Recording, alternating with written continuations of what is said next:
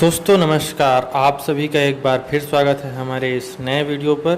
तो दोस्तों आज हम बात करने वाले हैं दो चर वाले रैखिक समीकरण के युग्म, यानी कि चैप्टर 3 क्लास 10th का है, जिसका चैप्टर का नाम है दो चर वाले रैखिक समीकरण के युग्म। तो दोस्तों यहाँ पे आप चैप्टर से ही समझ सकते हैं कि यहाँ पे चर के बारे में कुछ कहा गया है कि ये चर क्या है। पहले हम इसके बारे में मोटी मोटी चीज़ें जान लें, फिर हम चैप्टर पे चलेंगे कि चैप्टर में हमें पढ़ना क्या क्या है। तो दोस्तों यहाँ पे आपने क्लास 9th में पढ़ी होगी, चर राशियाँ होती हैं और एक अचर राशियाँ। आपने दो राशियाँ पढ़ी होंगी, तो मैं पहले बात कर रहा हूँ चर राशि की। तो चर राशि के लिए बोला जाता है कि वे राशियाँ बदलता रहता है, चर राशियाँ कहलाती हैं। चर राशियाँ कहलाती हैं। तो दोस्तों अब इससे हमने क्या समझा कि जिसका मान बदलता रहता है। मान बदलने का मतलब एग्जाम्पल के लिए पहले हम अब लिख लेते हैं। तो एग्जाम्पल चर राशि के होते हैं एक्स, वाई, जेड या कोई भी अल्फ़ाबेट जो होंगे वो सब क्या कहलाएंगी, चर राशियाँ कहलाती हैं। कंडीशन इसमें भी आती हैं, चर राशियों के प्रकार भी होते हैं, दो टाइप के प्रकार होते हैं। अब हम उसमें नहीं जाएंगे क्योंकि क्लास 9th में भी आपने नहीं पढ़ा, क्लास 10 में भी आपकी ज़रूरत नहीं पड़ेगी।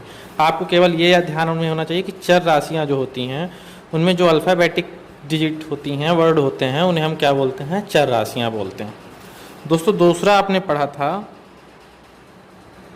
अचर राशियाँ। आपने दूसरा क्या पढ़ा था, अचर राशियाँ। अचर राशियों से क्या मतलब है बेटा, तो यहाँ पे ये बोलता है वे राशियाँ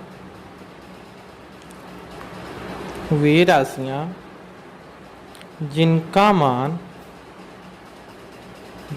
मान कभी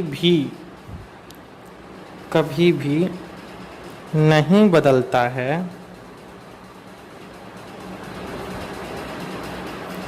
अचर राशियाँ कहलाती हैं। अचर राशियाँ कहलाती हैं। तो अचर राशियाँ कहलाती हैं, तो इसमें क्या आएगा, मान ना बदलने के लिए बोला है। यानी कि इसका एग्जाम्पल क्या हो जाएगा बेटा, तो इसका एग्जाम्पल हो जाएगा 1, 200, 1000, यानी जितनी भी आपके मैथमेटिकल डिजिट हैं वो सब क्या कहलाएंगे, अचर राशियाँ कहलाएंगे। आप जितनी डिजिट आप जानते हो वो सब क्या कहलाएंगी, अचर राशियाँ कहलाएंगी। तो दोस्तों यहाँ पे बोला गया है दो चर वाले रैखिक समीकरण। रैखिक समीकरण से मतलब क्या है और समीकरण के युग्म से मतलब क्या है। समीकरण होगा, इसका मतलब क्या होता है बेटा, देखो समीकरण का मतलब ये हुआ कि पहले तो हमारे पास दो चर राशियाँ होंगी x और मैंने क्या ले लिया, y। अब समीकरण ये पहली बात तो है नहीं, ये एक डिजिट है या फिर आप कुछ भी मान लीजिए x और y का कुछ ना कुछ यहाँ पे मान है। समीकरण कब बनेगा दोस्तों, जब इक्वल के साइन के बराबर या कोई जीरो या कोई डिजिट रहेगी, तब जाके आप इसे क्या बोलोगे, समीकरण। तो समीकरण तो बन गया, लेकिन उसने बोला है, पार्ट का नाम ही बोलता है दो चर वाले रैखिक समीकरण के युग्म। युग्म का मतलब होता है बेटा जोड़। जोड़ यानी दो, आप ऐसा बोल सकते हो, दो समीकरणों का जोड़। कैसे, आप पहला समीकरण ये बना, अब दूसरा समीकरण आप बना लो x minus Y equal to का 2।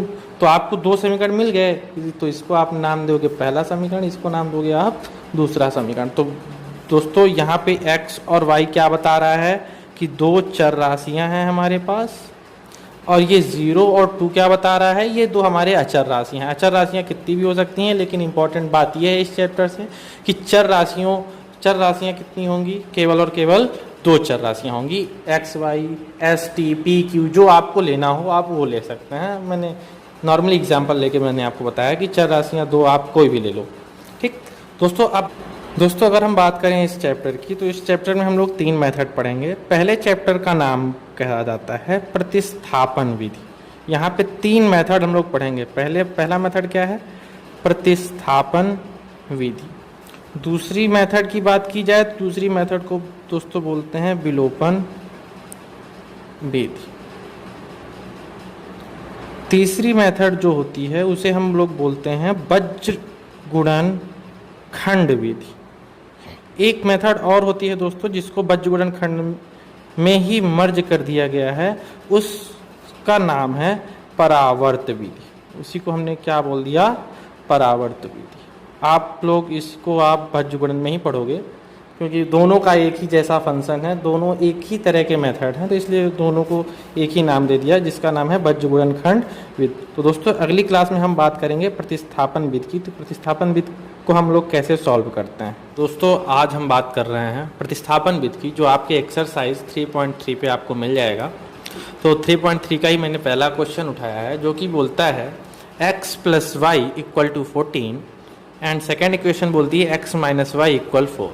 तो दोस्तों यहाँ पे आपसे अगर मैं पूछूं तो चर राशियाँ कितनी हैं, तो आप यही बताओगे x और y जो है ये चर राशियाँ हैं, और 14 और 4 जो हैं वो क्या है, अचर राशियाँ। और दोस्तों समीकरण आपको पता है कैसी होती है, तो आप इसे बोल सकते हैं समीकरण नंबर 1, समीकरण नंबर 2।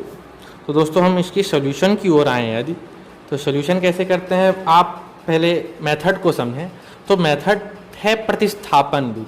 प्रतिस्थापन का मतलब ये कह सकते हैं हम कि आपके पास दो इक्वेशन है, दो इक्वेशन में से किसी एक इक्वेशन को आप सॉल्व करें। सॉल्व करते वक्त ये ध्यान रखें कि एक चर राशि को आपको प्रतिस्थापित यानी बराबर के एक को उधर ले जाना है और किसी अन्य चर राशि का आपको मान निकालना है। दोस्तों मैं यहाँ पे समीकरण 2 को सॉल्व करने की कोशिश करता हूँ। समीकरण 2 से जिस समीकरण आप लिख रहे हो, पहले उस समीकरण को आप लिखोगे। तो समीकरण क्या था, तो x - y = क्या था दोस्तों, 4। तो यहाँ से मैं कोशिश करूँगा x की वैल्यू निकालने की। तो x की वैल्यू जब मुझे निकालनी है तो दूसरे चर को मुझे प्रतिस्थापित करना पड़ेगा। दूसरा चर कौन सा है दोस्तों, y। तो y को मैं उधर ले जाऊँगा।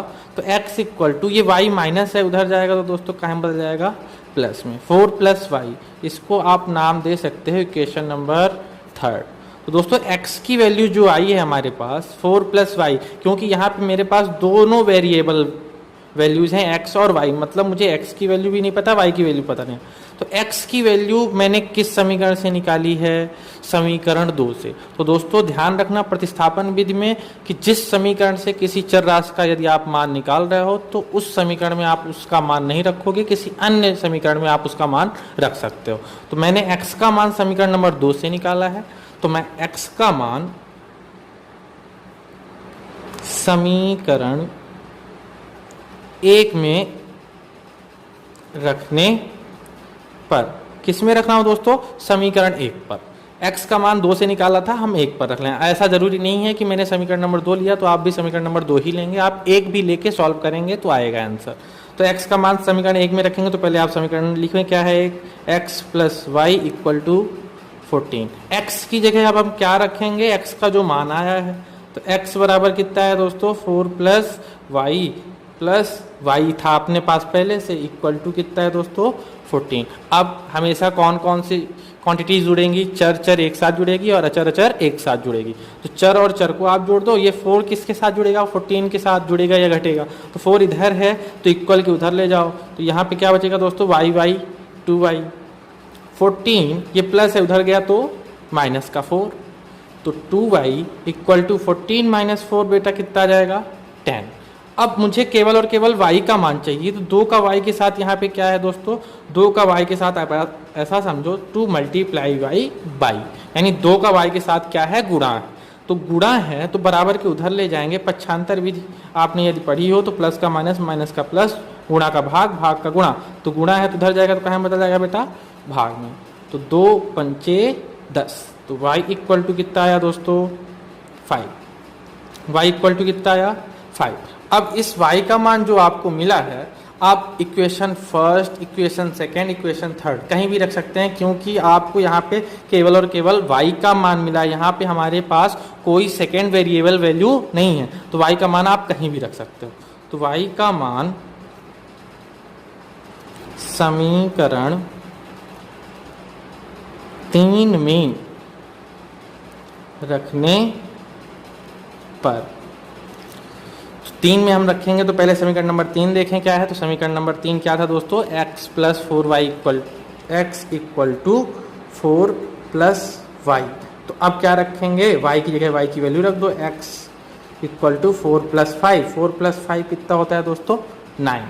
तो x = कितना हो गया दोस्तों, 9। तो आप यहाँ पे प्रतिस्थापन विधि को समझ चुके होंगे। तो आप जब भी आंसर लिखें तो वहाँ पे ये लिखना, इसके नीचे लिखने की कोशिश ये करें कि अतः समीकरण के निकाय, अतः समीकरण के निकाय x इक्वल टू 9 तथा y इक्वल टू 5 है। यहाँ पे आप आंसर दे दें। आज के लिए धन्यवाद। यदि आपको वीडियो अच्छी लगी हो तो लाइक और शेयर करना ना भूलें।